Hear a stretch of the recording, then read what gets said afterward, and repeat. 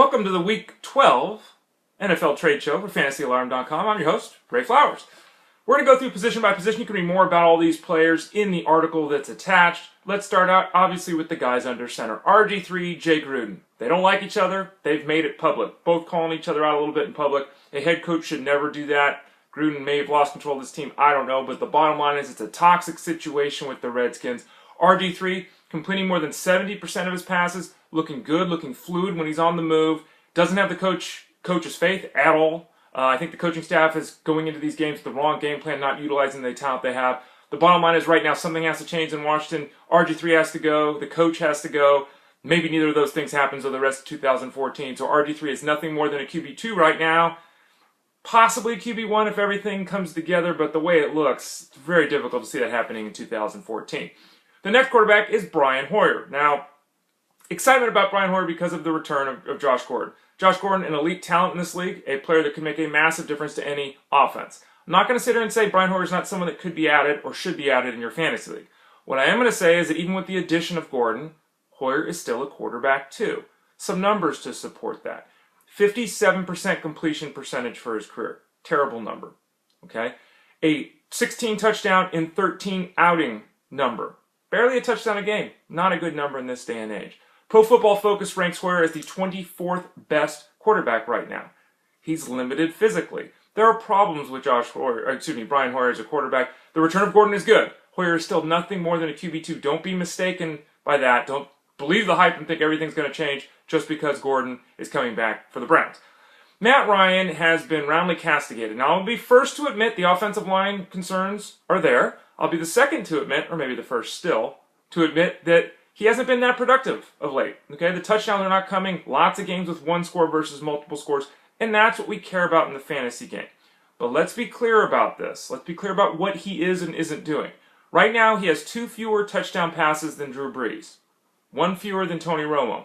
A big game or two, and he's right back with those big-name players. He's got more passing yards per game than Aaron Rodgers. He's got a better completion percentage than Matthew Stafford. And oh, by the way, he's also got a better completion percentage than Andrew Luck. So he's not performing that badly. The only difference is for Ryan this year is he's on pace for 27 touchdowns.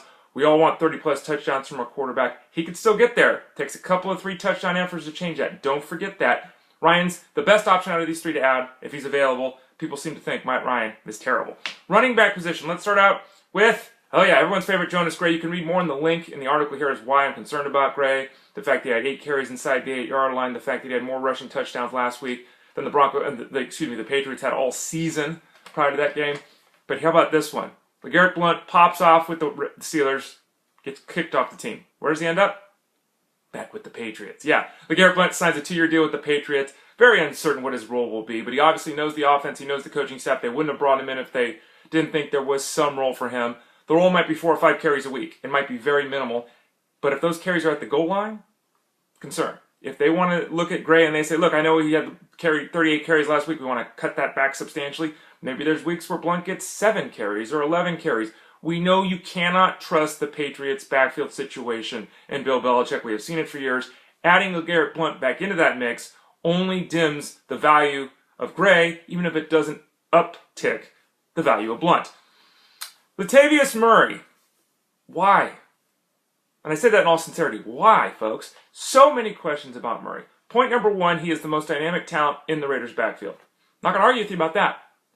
Point number 2, Darren McFadden and MJD are probably still going to get work. We're hearing a lot out of Oakland this week that though Murray's role is going to grow after a good Week 11 effort, that he and DMC will be sharing the workload in Week 12. I think that's very fair. But beyond that, moving forward and all that, Murray in a dynasty league, great. Murray in a 2014 redraft league, again, why? The Raiders average 15 points a game, the worst mark in football. Their quarterback has failed to throw for 200 yards in 4 or 5 games. They can't pass the football. They have failed to run for 80 yards. 80 yards as a team in 5 straight games. They're averaging 65 yards a game this season on the ground. Doesn't matter if they go to Murray, folks. The team is terrible. The offense is awful. Absolute best case for Latavius Murray is that he's a flex option. He certainly isn't this week with the shared backfield situation with DMC. And even with a full workload, he's just not someone to trust in a pathetic Raiders offense. Lesean Mccoy is someone you can trust. He's still a running back one, even though no one wants to believe that. Why do I say that? Last 6 games he's played 89.5 yards on the ground. Big number, folks. 73 is his career mark. 89.5 the last 6 games. He faces a Titans team in Week 12 that has allowed 190 yards a game on the ground their last 3 matchups. That defense is going in obviously the wrong direction.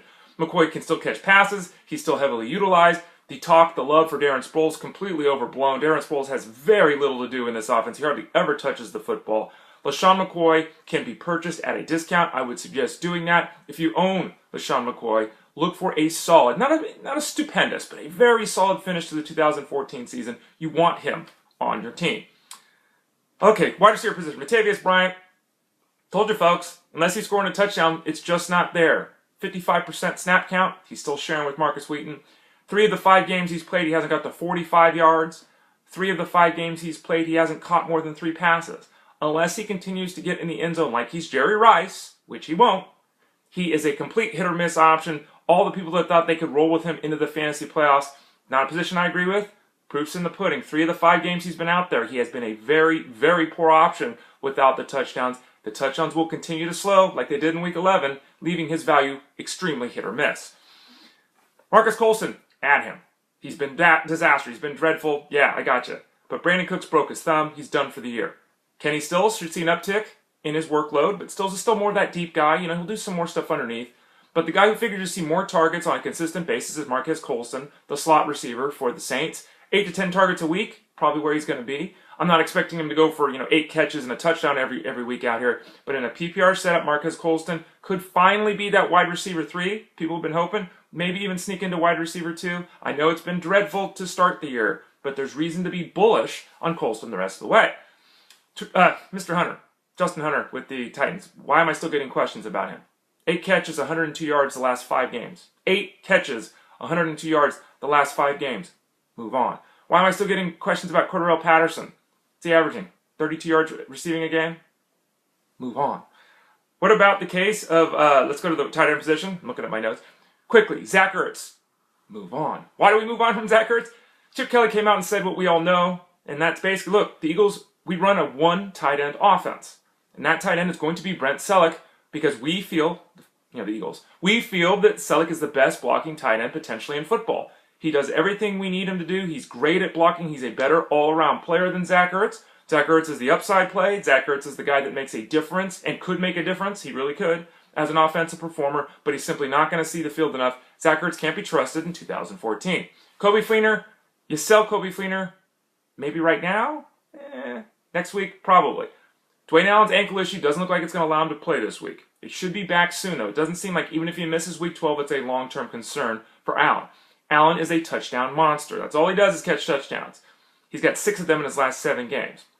Really limits the upside of Coby Fleener. I know the Colts throw more than any team in football, but it's very difficult to think that Fleener continues to see 10, 11 targets when Allen is back out on the field. 7 catches, 144 yards last week for Mr. Fleener. He should have another big game this week, especially if Allen is out. Then you might consider trading him because Dwayne Allen gets the touchdowns. And finally, I'm the biggest Jordan Reed fan there probably is, but it's time to move on. I mean, whether it's this hamstring or that hamstring, he's got the other hamstring issue now. He's not practicing. Whether or not he even plays this week is totally up in the air. We talked about RG3 at the top here. Discontent in the clubhouse. The coach, the quarterback don't get along. The tight end can't stay healthy. I mean, I'd rather have Niles Paul from this team at this point. Love Jordan Reed's potential, love his talent, but it's just not happening. And he doesn't need to be on your fantasy squad because of that. I'm Ray Flowers. This has been the trade show for Week 12 for FantasyAlarm.com. Don't forget to visit the website for all your fantasy football needs. We'll talk to y'all again soon. Thanks, folks.